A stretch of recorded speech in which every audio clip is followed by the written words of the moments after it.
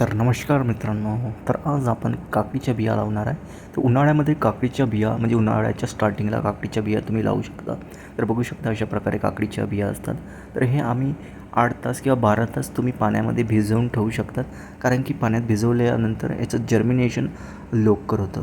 तर आम्ही 12 तास भिजवून टाकल्या. 12 तासानंतर तुम्ही बघू शकता खाली काही बिया आणि वरती काही बिया आहे. असे म्हणतात जे खाली बिया असतात ते हेल्दी बिया असतात. पण आम्ही सगळ्या बिया लावणार आहे यामध्ये.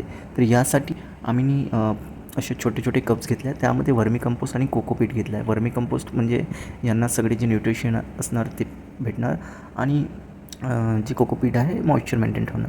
तसे आम्ही 2-2 बिया लावल्या आहे. 2-2 बियाच्यासाठी किंवा एक जर्मिनेट झालं तर दुसरं जर्मिनेट होणार नाही होणार. तर एक तर जर्मिनेट झालं तर एक हेल्दी असतो, एक अनहेल्दी असतो. तर हेल्दीवाला आम्ही ठेवणार आणि अनहेल्दी काढून टाकणार. तर यावरून आम्ही हलकं हलकं पाणी दिलं आहे.